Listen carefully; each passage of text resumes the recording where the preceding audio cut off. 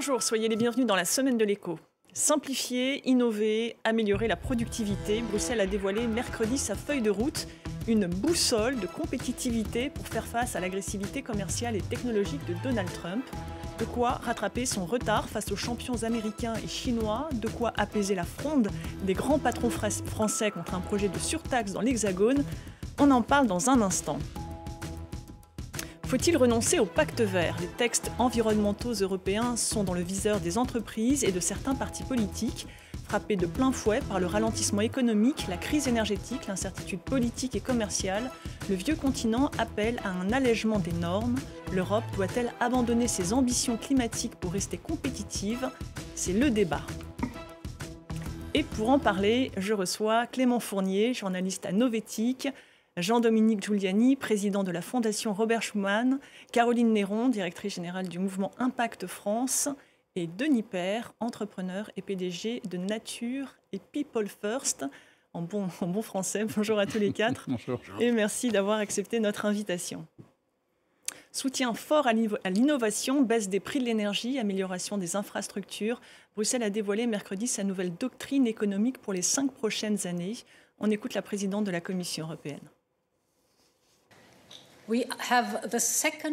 Nous avons la deuxième plus grande économie et le plus grand secteur commercial au monde. Mais dans le même temps, l'Europe est freinée par ses faiblesses. En bref, ces 20-25 dernières années, notre modèle économique s'est principalement appuyé sur une main-d'œuvre bon marché de Chine, l'énergie prétendument bon marché en provenance de Russie, et sur une externalisation partielle des investissements en matière de sécurité.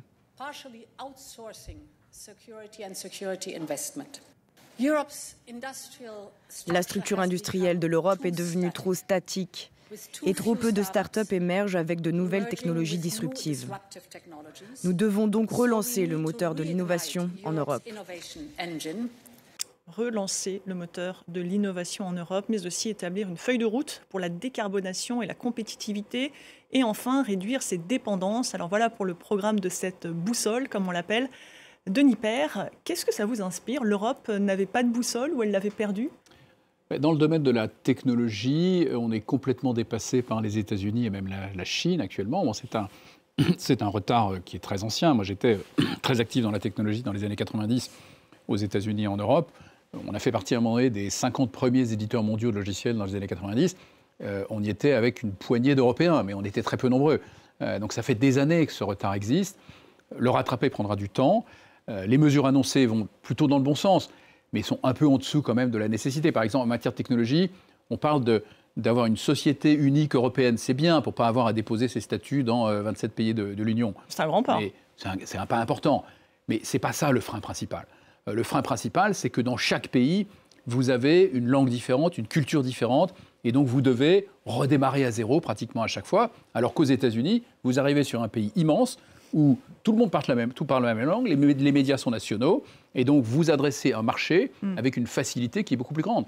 Et puis vous avez en plus une capacité, et ça c'est très compliqué de changer ça, une capacité à prendre des risques aux États-Unis. Mes premiers gros clients, alors qu'on existait en France depuis longtemps quand on est allé aux États-Unis, c'était des clients américains. C'était Texas Instruments qui nous commandait un package de 8 utilisateurs et qui 6 mois après nous dit je vais en commander 10 000. Je n'ai pas besoin de 10 000, mais j'aurai un meilleur prix. Alors qu'en Europe, on vendait 8, puis 16, puis 32 à des grandes entreprises françaises qui achetaient petit à petit. C'est pas la même échelle, effectivement. C'est pas la même culture.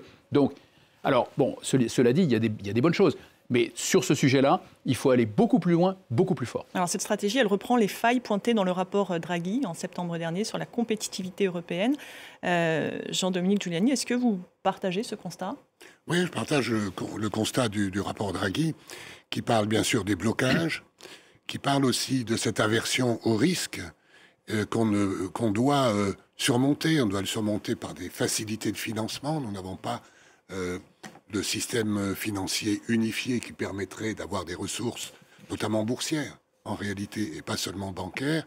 Et en plus, on a développé une stratégie bien conforme à ce que sont les Européens et les nations européennes. C'est-à-dire qu'on fait des règles, on réglemente, on veut atteindre des objectifs par la contrainte et en quelque sorte les micro-mesures, plutôt que de fixer des objectifs. Parce que le monde économique, lui, il a compris que les mutations étaient en cours. Ce qu'il faut, c'est lui faciliter les choses, fixer des objectifs plutôt que des contraintes. On a compris la différence de philosophie. Il s'agit aussi de réagir à la menace, évidemment, d'une guerre commerciale, d'une déréglementation tous azimuts venant des États-Unis. Caroline Néron, ces mesures annoncées sont-elles adaptées à la situation ? Ce qui nous paraît un peu contradictoire, c'est que c'est vrai qu'on souffle un peu le chaud et le froid. Les mesures, elles sont très intéressantes, elles vont dans le bon sens sur 2 piliers qui sont demandés, je crois, à corps et à cri par les entreprises européennes. C'est l'investissement et la protection. Il faut absolument investir, beaucoup plus investir. On a parlé il y a quelques mois de 1000 milliards d'investissements pour accompagner la montée en puissance des entreprises européennes, leur transformation écologique. Le rapport Draghi digitale. Préconisait 800 milliards d'euros par an, et notamment via un emprunt européen, mais visiblement, c'est une mesure qui n'a pas été retenue. C'est ça, c'est-à-dire qu'en fait, cette mesure qui avait été portée très fort par le président Macron, aujourd'hui, elle n'est pas retenue. Et c'est dommage parce qu'en fait, quelque part, c'est cédé aux pays frugaux, alors qu'on a besoin d'un vrai choc d'investissement. Et en plus, on a besoin aussi d'un vrai choc de protection pour arriver sur une concurrence qui ne soit pas une concurrence déloyale, notamment sur les enjeux écologiques et sociaux. Donc, sur ces 2 volets, pour nous, c'est un peu le même constat. C'est bien, mais ça doit aller beaucoup plus loin. Alors peut-être avant d'aller dans le détail, on sait que ce sont des mesures qui restent à préciser. Quel est exactement le calendrier de cette boussole et peut-être des autres volets de la politique de compétitivité européenne ? Ouais, ce qui est intéressant sur les annonces qui ont été faites jusqu'à maintenant à la suite de cette boussole, c'est que la principale mesure qui est annoncée et dont on a donné le calendrier, c'est les mesures de simplification administrative et en particulier de simplification du Green Deal européen qui devrait normalement être annoncée pour le 26 février prochain à travers d'une loi omnibus, c'est-à-dire une loi qui a été préparée pour simplifier plusieurs réglementations du Green Deal. Et c'est assez symptomatique, je trouve, qu'on commence par cette mesure-là parce que le rapport Draghi, je ne sais pas si vous l'avez tous lu en détail, mais il fait 328 pages. Et sur 328 pages, il y a 5 pages qui parlent de simplification. Par contre, il y en a plus de 300 qui parlent de ce que Caroline vient d'évoquer, c'est-à-dire de l'investissement et de la définition d'une norme pour le marché européen, une norme plus écologique, une norme plus sociale, etc. Et sur tout cet aspect-là, du financement, de la capacité à créer de l'innovation, on n'a pas de calendrier à date. C'est la feuille de route que la Commission va mettre en place pour les 5 prochaines années, mais on n'a pas de date précise et de calendrier précis, ni de liste de mesures précises qui vont être en œuvre. Ça va être mis en place progressivement dans les travaux de la Commission, du Parlement et en trilogue avec le Conseil. Mais la seule chose qu'on a vraiment définie aujourd'hui, c'est la simplification du Green Deal et donc quelque part la suppression des protections dont parlait Caroline en matière environnementale et sociale. Mais alors justement, on va parler des simplifications et du Green Deal, le pacte vert en français, dans une deuxième partie. Mais d'abord, j'aimerais qu'on revienne à cette guerre commerciale lancée par le nouveau président américain Donald Trump. Si les États-Unis mettent leurs menaces à exécution, s'ils imposent de nouveaux droits de douane, la compétitivité européenne, elle risque d'en prendre un sacré coup. Est-ce qu'elle a les moyens de se défendre ? Oui, bien sûr qu'elle a les moyens de se défendre. Déjà, la première chose à faire, je pense, c'est de réexpliquer au président Trump que le déficit commercial qu'il dénonce entre l'Europe et les États-Unis, il dit même on n'achète pas assez de nos produits, l'Europe est méchante, etc. Bon, si on n'achète pas leurs produits, c'est qu'ils ne nous plaisent pas. À un moment donné, il y a un problème aussi d'attractivité d'un certain nombre de produits américains. Nos voitures sont meilleures, voilà. Nos pièces, les composants de l'aéronautique. C'est ça. Donc, ils ont un problème d'attractivité sur leur offre. Donc, c'est peut-être qu'il faut qu'ils commencent à s'adresser, je pense, aux entreprises américaines qui ne sont pas assez attractives.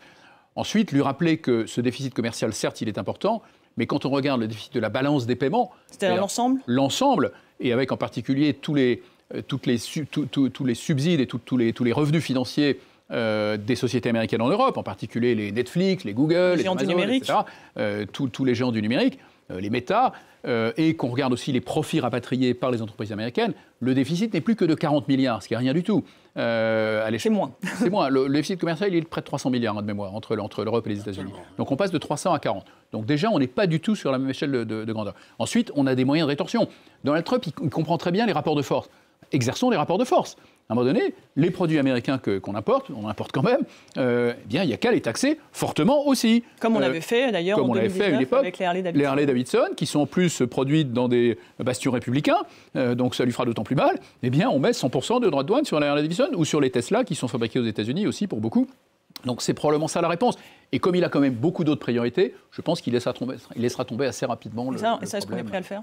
Parmi les moyens de se protéger, justement, pour réinstaurer des droits de douane ou pour les modifier, l'Union européenne a une politique unique. Nous avons délégué à la Commission cette politique. Donc quand on parle, on parle au nom des 27. Et c'est une puissance commerciale, l'Union européenne, supérieure à celle des États-Unis en termes d'échange de biens. Donc si on a une volonté politique de se défendre, là, on peut. Mais l'Europe a une politique pour les 27 en matière commerciale, mais elle n'est pas toujours unie sur ces questions-là. L'Allemagne va avoir tendance à peut-être vouloir protéger ses exportations. Ouais. C'est ça la différence. Vous voyez, et donc c'est la Commission qui décide. Alors, il faudra tenir compte des uns des autres, de l'automobile allemande certainement, mais on va regarder l'image globale et la Commission va décider toute seule. C'est comme ça que Jean-Claude Juncker, en taxant non seulement les Harley Davidson, mais aussi le Bourbon et les jeans Lewis, avait un peu calmé la situation de Trump 1, si je puis dire. Et donc, la deuxième chose, c'est que, par exemple, pour le numérique, qui inquiète beaucoup de monde, les règlements qui ont été pris, qui sont très contestés aux États-Unis, y compris par le président Trump, ce sont déjà des lois applicables par nos juridictions dans tous les États. Donc, on ne peut pas les négocier. On ne peut pas, on peut à la limite négocier les amendes, on ne peut pas négocier la loi. Il y a un autre instrument dont dispose l'Europe, c'est ce mécanisme de taxes aux frontières pour obliger les pays venant aller de Chine, eh bien, si elles ne respectent pas les mêmes normes sociales, environnementales, à payer une taxe aux frontières européennes. Où est-ce qu'on en est? Est-ce que cette boussole en parle? Alors pour l'instant, c'est un mécanisme d'ajustement aux frontières uniquement pour les produits carbonés. Et pour une dizaine de produits les plus polluants, dont l'acier, effectivement, l'aluminium, etc. Ça ne concerne rien d'autre, mais c'est le début, effectivement. C'est un premier pas. C'est justement ça qui est intéressant, c'est que finalement, Trump, il oblige l'Europe à se réveiller sur ces questions. Se réveiller sur la question de la protection et de la juste concurrence. Aujourd'hui, nos produits, ils ne peuvent pas être compétitifs par rapport, par exemple, aux produits chinois.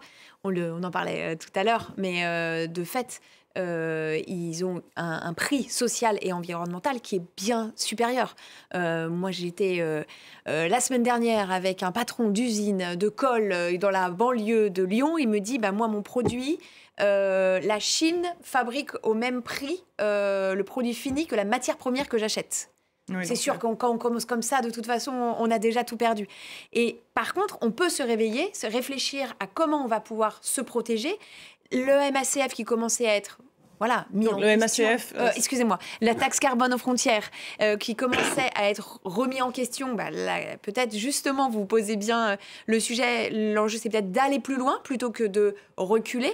Et donc, comment on arrive à intégrer la valeur écologique et sociale beaucoup plus fortement sur nos biens et nos produits.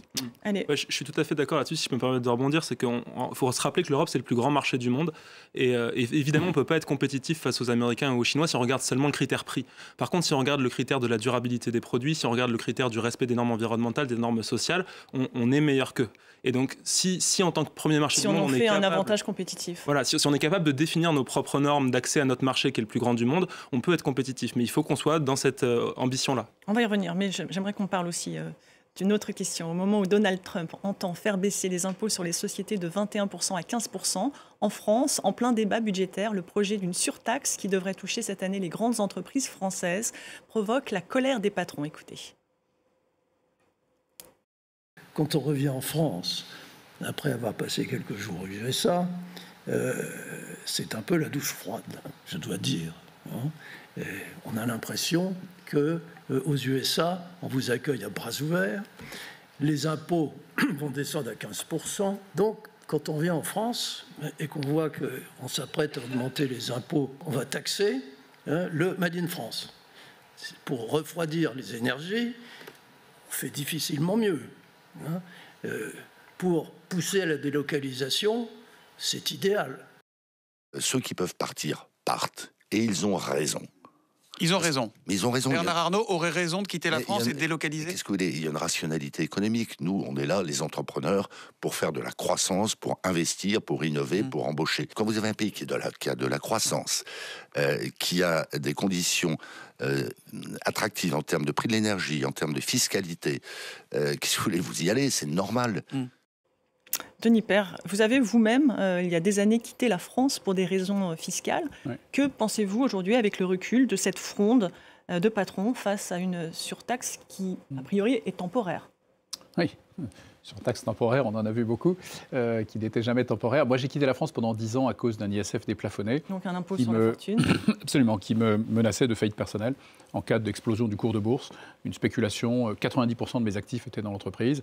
Il suffisait d'une rumeur d'acquisition pour que le titre soit multiplié par 10 ou 20 et je n'avais pas les moyens de payer l'ISF au 31 décembre sur la base du cours de bourse. Précisez peut-être que vos titres étaient aux États-Unis. Étaient cotés en bourse aux États-Unis. Au Nasdaq. Et donc pas disponible. Ou à l'occasion d'une bulle comme la bulle Internet, donc pas disponible. Un actif qui n'était pas réalisable, qui était virtuel et qui était taxé comme s'il était disponible à la banque tous les jours. Et donc un problème majeur. Là, c'est un autre sujet, c'est de nouveau une fiscalité aussi très forte. Dans un contexte de déficit budgétaire, de demande de justice fiscale. Oui, mais dans un contexte où on est un pays qui prélève 5 points, 6 points de PIB de plus pratiquement que la moyenne de l'eurozone, c'est-à-dire 140 milliards d'euros, c'est-à-dire pour faire la même chose que nos voisins, et plutôt moins bien dans beaucoup de domaines. En matière d'éducation, on est moins bon, on est les derniers des classements PISA. En matière de santé, on a été longtemps le meilleur système de santé du monde, c'est plus vrai du tout. On meurt aux urgences, c'est la natalité aujourd'hui, la mortalité infantile aujourd'hui augmente en France. Donc on voit bien qu'on prélève beaucoup plus pour faire beaucoup moins bien. Il y a des gaspillages considérables dans le système public, il faut s'attaquer à ces gaspillages plutôt que de continuer à faire ce qu'on fait depuis 40 ans, augmenter les impôts et en particulier sur les entreprises. Parce que la conséquence, c'est effectivement de la perte d'emploi, des délocalisations et le déclin du pays. Caroline Néron, est-ce qu'il y a un problème de fiscalité en France ? Il y a un problème de justice et de justice ressentie. Parce que d'un côté, il y a un enjeu que effectivement la fiscalité soit juste et qu'elle soit efficace. Ça veut dire quoi ? Ça veut dire que quand on prend de l'argent ou quand on en donne, on doit voir ce que ça produit. Aujourd'hui, on a une très haute fiscalité pour les entreprises. Et des services publics défaillants. En même temps, on ne sait pas exactement en face pourquoi on arrive mal à l'analyser, mais les services publics sont de plus en plus décriés sur leur efficacité. Et par ailleurs, il y a 200 milliards d'aides publiques aux entreprises et on ne sait pas exactement où elles vont ou comment elles vont. Ce qui fait qu'il y a un espèce de sentiment d'injustice globale. Presque tous les Français, mais notamment les entreprises, se sentent en situation d'injustice. Et il est sûr que le système, là, il est à bout de souffle en France. Il y a un enjeu de repositionner, de remettre à plat cette fiscalité des entreprises pour voir qu'est-ce qu'elle produit. Plus de transparence. Plus de transparence et quelque part, en plus, avec les transitions auxquelles on va tous devoir faire face, à quoi ça sert ? Est-ce que la fiscalité, elle est au service de l'intérêt général ? Est-ce que derrière les aides, il y a des avantages aussi que les entreprises offrent à la puissance publique et inversement ? Donc comment on arrive à faire que les choses soient posées et qu'il y a un sentiment de justice qui revienne et de légitimité de l'impôt, tout simplement. En faisant cette annonce un peu à l'emporte-pièce, Bernard Arnault, il faut rappeler, c'est la première entreprise, le plus grand groupe de luxe mondial, première entreprise française. C'est quoi ? Quand il menace de partir aux États-Unis ou ailleurs, de délocaliser son entreprise, est-ce que c'est quoi ? C'est un coup de bluff ? Ou c'est une véritable menace ? Je pense que c'est une véritable menace, même s'il a démenti depuis la volonté de partir. Mais est-ce qu'on peut menacer ? Est-ce qu'on peut délocaliser le luxe français ? Alors bien sûr, c'est compliqué de délocaliser le luxe français. Il est fortement attaché à la culture française, mais n'importe quelle autre entreprise est confrontée exactement au même problème et doit justifier ses investissements. Je vous invite à réécouter l'audition au Sénat du président de Michelin, il y a quelques jours, la semaine dernière, qui racontait exactement la même chose et qui disait « Moi, je dois justifier mes investissements en France aujourd'hui devant mes actionnaires qui sont à 75% étrangers et leur expliquer pourquoi j'investis en France et pas ailleurs, pardon, alors que le coût de production en France est très supérieur, que je perds de l'argent dans mes usines françaises. Je perds de l'argent. Pourquoi est-ce que je continue à investir dans les usines françaises ? Donc, par rapport à simplement des pays voisins, sans même parler d'aller en Chine ou ailleurs, simplement des pays voisins. C'est une question que vous vous posez aujourd'hui en tant qu'entrepreneur ? Moi, en tant qu'entrepreneur, je suis présent en France et aux États-Unis. Je suis très attaché à mon pays, donc je ne vais pas quitter mon pays. Mais c'est vrai que c'est compliqué, bien sûr, ne serait-ce qu'à travers les normes administratives qui sont extrêmement lourdes. Pour un projet de taille similaire, pour un projet, de 7 MW, puisque moi je suis dans l'énergie en France, par rapport à un projet de 700 MW aux États-Unis, les procédures administratives sont pratiquement les mêmes. Mais je reste en France parce que, objectivement aussi, on a la chance d'avoir des fonctionnaires qui nous accompagnent. On a la chance aussi d'avoir une haute fonction publique, une fonction publique en général. Tout n'est pas noir. Mais non, avec des gens, heureusement, qui sont très bienveillants, qui sont aidants, qui sont conscients de ces difficultés. Donc, tant qu'on a cette attitude-là, moi, je reste aujourd'hui. Ursula von der Leyen a promis la création d'un statut d'entreprise européenne. Est-ce que, Denis Père, est-ce que ça va permettre de Il y a déjà un statut d'entreprise européenne. Ça existe déjà, la SAS européenne. Mais est-ce que ça permet... Pour autant, on n'a pas de champion européen dans un certain nombre de secteurs. J'ai participé, donc je peux en parler. C'est un code européen des affaires qui soit harmonisé, un 28e système, comme on l'a fait d'ailleurs en Afrique, dans l'Afrique de l'Ouest, c'est-à-dire que pour le business, le code de commerce, etc., on aurait partout en Europe les mêmes règles. Les mêmes règles, comment on fait juridiquement, c'est un peu compliqué, mais on appelle. C'est-à-dire qu'on garde les tribunaux nationaux, mais en appel, on a tout ça. Mais je voulais rajouter un élément, parce qu'il n'y a pas que la fiscalité, il y a la réglementation. Alors là, l'Union européenne donne un exemple d'aller dans le bon sens, etc. Mais il faut savoir que ça commence chez nous, n'est-ce pas? Les réglementations. Regardez ce qui se passe. On veut reconstruire Notre-Dame de Paris en 5 ans. On veut accueillir les Jeux Olympiques. On veut reconstruire Mayotte. On est obligé de prendre une loi spéciale pour s'exempter des lois qu'on a votées un an avant. Donc c'est ça que ce système-là, qui est vraiment entrave l'économie, c'est un système à double cliquet, une échelle de perroquet. On légifère, on réglemente chez nous, et évidemment, quand on va au niveau européen, on en rajoute. Ce qui est sûr, c'est qu'il y a un enjeu de simplification, tout le monde est d'accord. La question, c'est est-ce qu'on simplifie en vidant de son sens ou en renforçant le sens? Est-ce qu'on se met d'accord sur les objectifs, sur le cadre? Et est-ce que, après, si on est bien d'accord, après, peut-être qu'on peut avoir plus de facilité dans les échanges. Liberté. Aujourd'hui, finalement, c'est très corseté, c'est très contrôlé. Et en même temps, il y a très peu d'objectifs communs. Est-ce que vraiment les entreprises et l'État ont des objectifs communs sur la décarbonation en France extrêmement clairs? Et ne serait-ce pas, pour être sur un secteur dont on parle beaucoup actuellement, le numérique, l'intelligence artificielle, que peut faire l'Europe pour faire émerger un champion européen qui soit capable de rivaliser? Trouver de l'argent pour les start-up. Il y a eu des annonces là-dessus sur le financement. Ce que propose Stéphane Séjourné, le fait de pouvoir européaniser des investissements, c'est clé. C'est-à-dire qu'aujourd'hui, nous, des startups qui lèvent 10, aux États-Unis, elles lèvent 1000. Donc ça, effectivement, on ne peut pas créer des champions qui sont en capacité de se développer rapidement. On sait que c'est time to market, c'est-à-dire que le premier qui arrive, il rafle un peu la mise. Donc c'est comme ça que se font les grands GAFAM aujourd'hui. Et il faut qu'on ait les moyens, effectivement, de pouvoir prendre la main. Ça, c'est évident. Il faut aller plus loin. Il faut aussi probablement le fameux Buy European Act dont on parle depuis très longtemps. Donc une préférence européenne dans les achats publics pour les jeunes entreprises européennes, innovantes ou pas. Enfin, les jeunes ça, c'est prévu. Ça fait longtemps qu'on en parle. Alors tant mieux si cette fois-ci on va le voir, mais ça fait quelques 20 ans qu'on en parle. Il y a aussi la création d'un nouveau produit d'épargne et d'investissement européen. Ça c'est bien, ça c'est très bien, mais il faut vraiment l'orienter vers, et Jean-Dominique Giuliani a raison, vers les jeunes entreprises, celles qui démarrent, le seed money, les gens qui démarrent, qui ont 5 000 euros et qui ont besoin de 50 000 ou 100 000 euros. C'est là souvent que le bas blesse. Et aujourd'hui, vous aviez autrefois des mécanismes, d'ailleurs en France même, qui étaient pas mal et qui ont disparu. Par exemple, avec l'ISF, vous aviez des incitations fortes à investir dans des jeunes entreprises innovantes. L'ISF converti en IFI, on a perdu ce mécanisme. On a même régressé.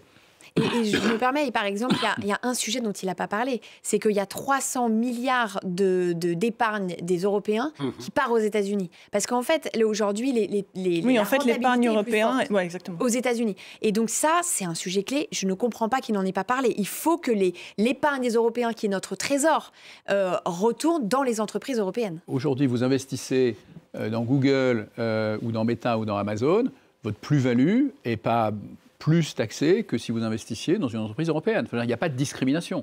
Vous n'avez aucune incitation réelle à investir dans des start-up européennes ou des sociétés de technologie européennes par rapport aux États-Unis.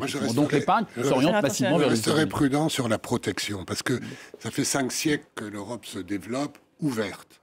Donc il faut faire très attention. Quand on commence à se protéger trop, vous savez, on n'a pas d'énergie. Mais là, on est sur la question de faire émerger des champions européens dans des secteurs où, pour l'instant, on est quand même très en retard. Mais justement, c'est ça qui est intéressant dans la boussole qui a été proposée par la Commission européenne, c'est qu'on nous parle justement de faire émerger des grands champions, donc de simplifier les normes pour avoir des fusions qui soient plus faciles entre les acteurs des secteurs, notamment du numérique.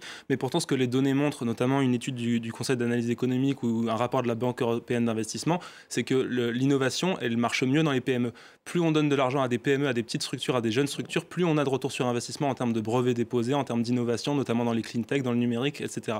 Et aujourd'hui, un certain nombre de l'argent qui circule en France, en Europe et dans les autres pays du continent va plutôt vers les grandes entreprises qui captent une grande partie, par exemple en France, du crédit impôt recherche, alors qu'on sait qu'il est plus efficace quand il est ciblé sur les PME. Et ça, c'est pas du tout adressé dans la boussole aujourd'hui. On n'essaie pas du tout de faire émerger des petits champions, justement des petites entreprises qui pourraient développer en fait des innovations de rupture. Je confirme, l'accès aux aides européennes sur les programmes dans l'innovation, par exemple, moi je suis en train d'y travailler, est très compliqué. Il y a des barrières à l'entrée considérables. Il faut mettre beaucoup d'argent sur la table pour y avoir accès. Il faut embaucher des consultants spécialisés. Des juristes, etc. Exactement, des juristes. Et donc, forcément, ce sont les grandes entreprises qui en profitent plus que les PME. Alors, il y a un autre secteur stratégique actuellement qui est l'automobile. Les constructeurs sont très inquiets, à l'exception de Volvo et de BMW, il faut le préciser, à l'idée de devoir payer des amendes s'ils ne respectent pas la baisse moyenne de 15% des émissions de CO2 cette année. Jean-Dominique Giuliani. Vous verrez qu'on va les exonérer parce qu'on s'est fixé là encore des objectifs. Comment vous dire ?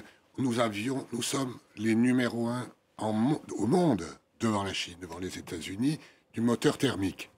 On veut faciliter la transition, mais on ne la finance pas. On laisse le privé le porter.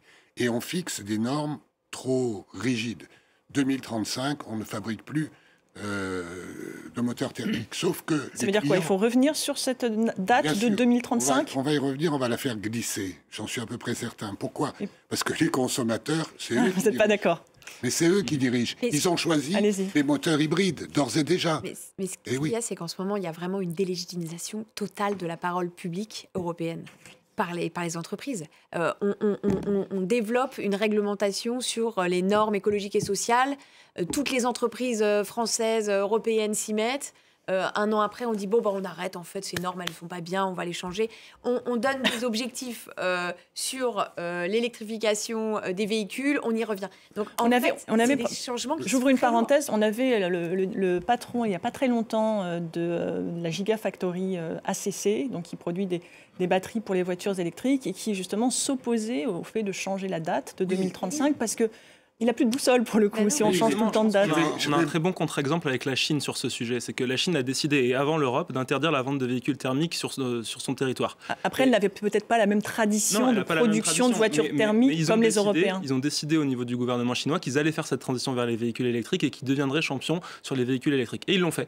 Ils ont investi. Alors là, c'est là où je serais d'accord avec Jean-Dominique Giuliani, c'est qu'effectivement, ils ont mis des règles, mais ils ont aussi investi. Nous, ce qu'on n'a pas fait, c'est qu'on a mis des règles, on n'a pas investi. Mais si on enlève les règles, on n'a plus de cap. Et aujourd'hui, toute l'industrie, à la fois des batteries de voitures électriques, des aciers verts, etc., ont besoin qu'on mette des normes pour dire où est-ce qu'on veut aller en termes de transition du secteur automobile. Si on n'en met pas, évidemment, les acteurs privés n'iront pas.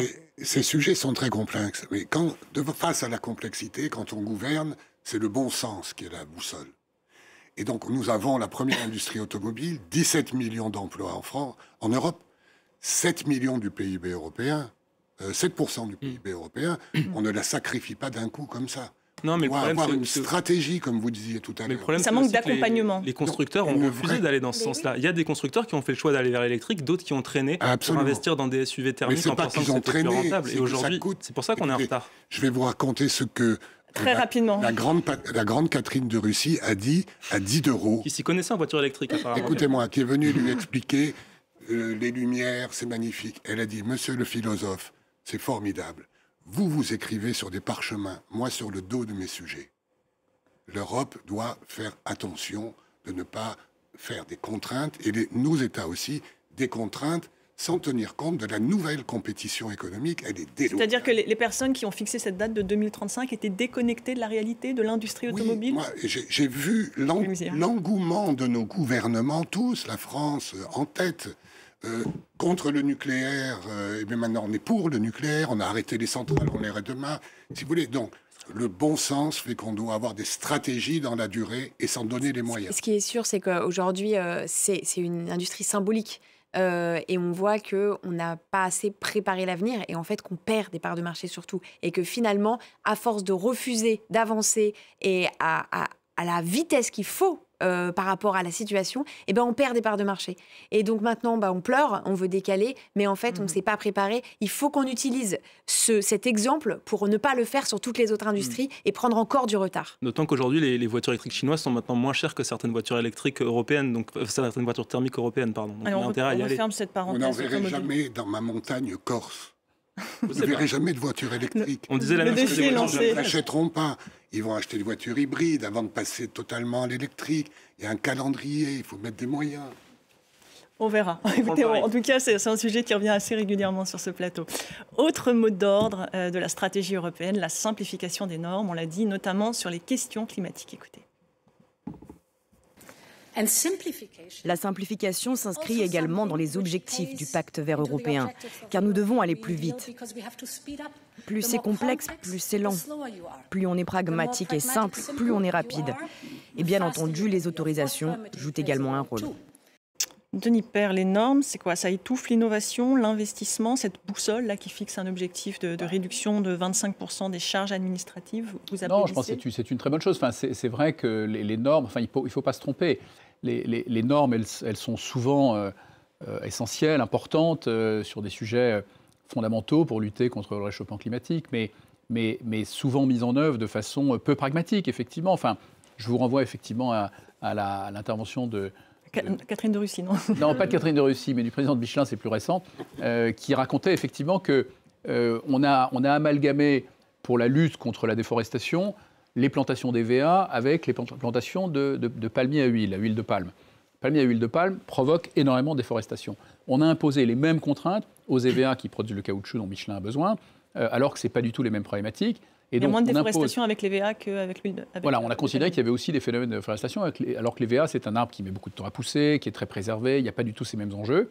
Et donc, on oblige une société comme Michelin à dépenser 200 millions d'euros par an pour envoyer des drones, pour faire toutes sortes de contrôles.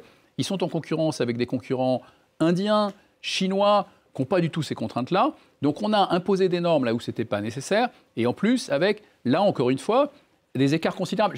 À partir du moment où on décide d'être très vertueux, l'Europe a décidé d'être vertueuse et c'est très bien. C'est quoi, c'est du zèle? D'abord, c'est souvent du zèle dans la mise en œuvre. C'est tout simplement, en l'occurrence, apparemment des approximations.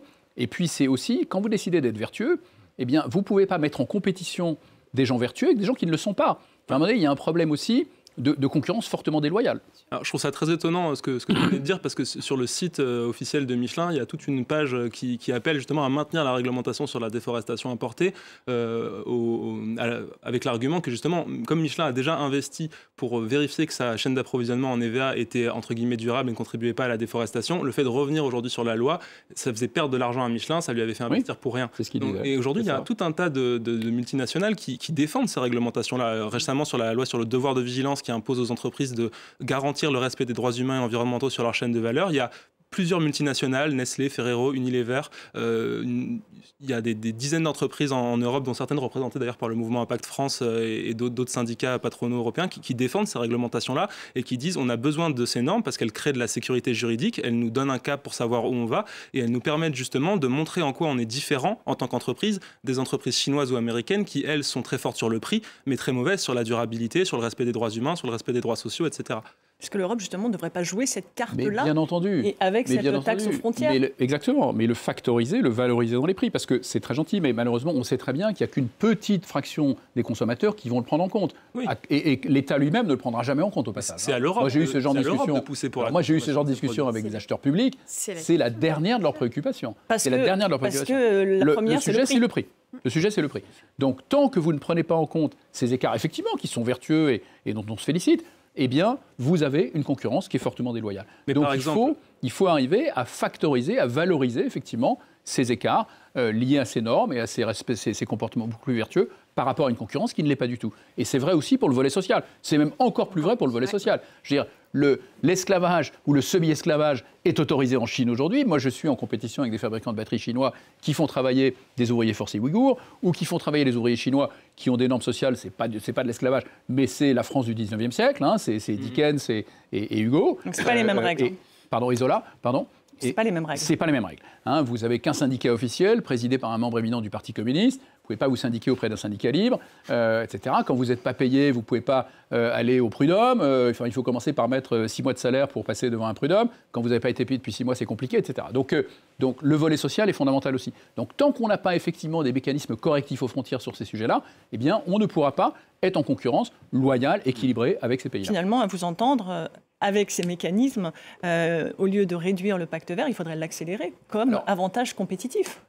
Il faudrait surtout factoriser et valoriser, valoriser dans des mécanismes d'ajustement aux frontières, effectivement. Mais encore une fois, attention. On pourrait aussi demander aux marchés publics européens d'intégrer des critères de durabilité dans leur politique d'achat. D'être prêt à payer par exemple. Non, mais tout à fait, par exemple. Mais encore une fois, attention aussi, le diable est dans les détails. Moi, je dis aussi, attention, un certain nombre de ces normes, parfois vont trop loin, parfois ne sont pas adaptées à certains sujets.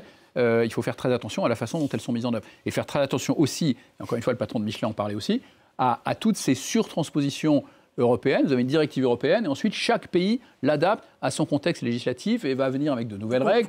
Et ça, c'est d'une complexité inouïe. C'est pour les directives, mais de plus en plus maintenant, ce sont des règlements. Alors, quand c'est des règlements, oui. Alors, expliquez-nous peut-être la différence, parce que tout le monde n'est peut-être pas au fait. Une directive, c'est une législation européenne qui est votée au niveau européen en trilogue et qui ensuite, et donc une fois qu'elle est votée, elle doit être transposée par les États membres dans leur droit national, avec parfois des spécificités. Chaque État peut un peu transposer dans une certaine limite, comme il a envie. Alors qu'un règlement, une fois qu'il est voté au niveau des institutions européennes, il s'applique directement dans le droit de tous les États membres sans distinction.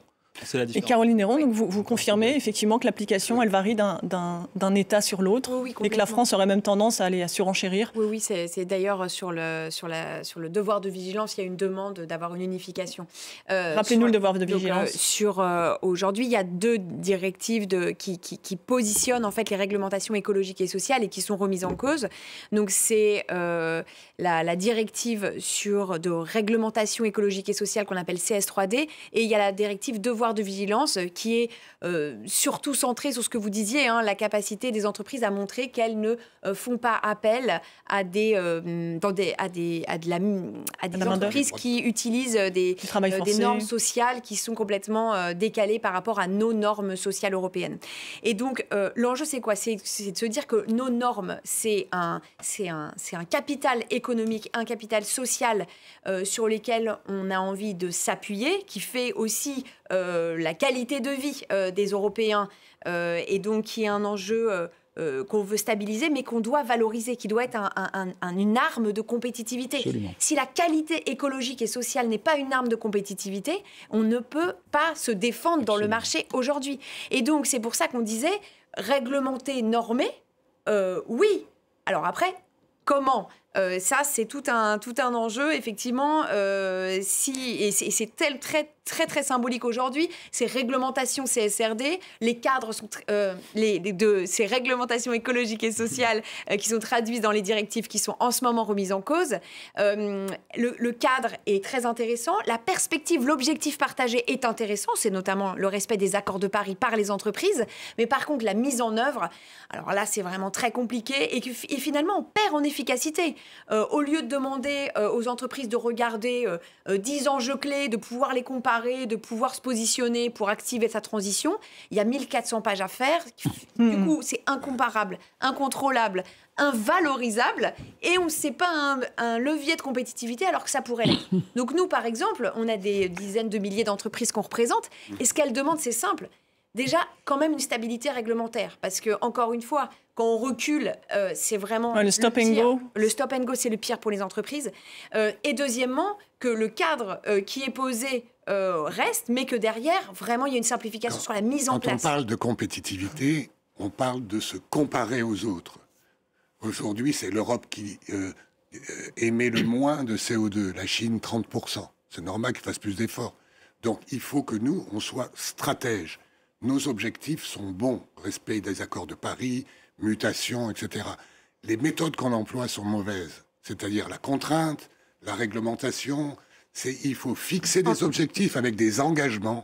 Mais par exemple, on a réussi à inventer un truc extraordinaire au niveau européen, la demande des États, la taxonomie, c'est-à-dire la Bible de ce classifier les énergies en vert et en pas vert. Bon, moyennant quoi, il n'y a plus d'argent. Allez-y, Clément, très rapidement. Je pense qu'il faut quand même faire preuve d'un peu de modération quand on parle de ce fardeau administratif, parce que les normes du Green Deal qui ont été mises en place ces 5 dernières années, donc la directive sur le reporting dont vous parliez, c'est sur le devoir de vigilance et cette taxonomie, elles ont évidemment un degré de complexité, mais pas beaucoup plus que ce que les normes comptables imposent aux entreprises aujourd'hui en termes financiers. Non, ce n'est pas vrai du tout. La directive sur le reporting extra-financier... Je suis chef d'entreprise, ce n'est pas vrai. Vous devez embaucher du monde. La directive... Vous devez prendre des consultants. Bien sûr, mais regardez, la directive sur le reporting financier des IFRS que toutes les entreprises européennes font sans discuter... Ce sera le mot de la fin. C'est pas sans discuter. C'est 2000 points de données. C'est un coût énorme. Mais c'est un coût énorme. Je voudrais juste dire une dernière chose, c'est qu'on a mis dans la boussole compétitivité européenne... Attendez, laissez-le terminer. On a mis dans la boussole de compétitivité européenne qu'on voulait des clean tech fabriqués en Europe, de l'acier vert.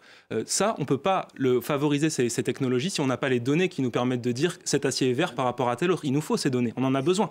C'est aussi ça qui fait qu'on... Allez sur le terrain, demandez à des entreprises françaises, des ETI. Mais j'en ai une à côté de moi. Mais nous, je pense que son travail l'oblige à aller voir des entreprises. On ne parviendra pas à vous mettre d'accord. Excusez-moi, nous devons rendre, c'est fini. Stop. Merci beaucoup. Normalement, c'est la fin de cette émission. Merci beaucoup. Merci à vous de nous avoir suivis. L'information continue sur France 24.